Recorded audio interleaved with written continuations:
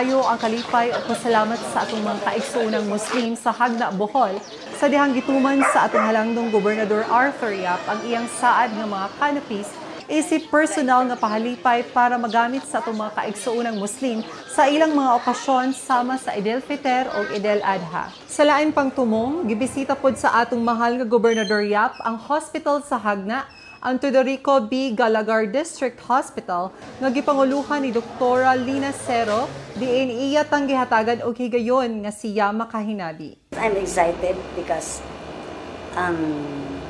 during our series of meeting, I found that Governor has a lot to offer for the improvement of Bohol, especially to our hospitals.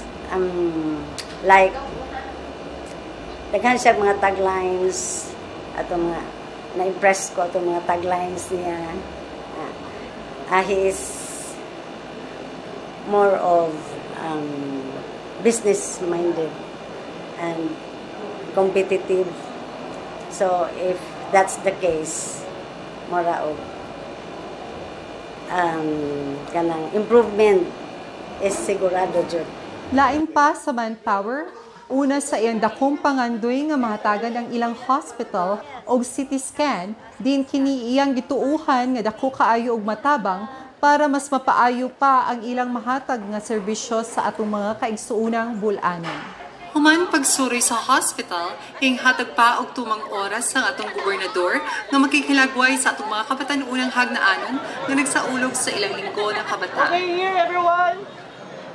1, 2.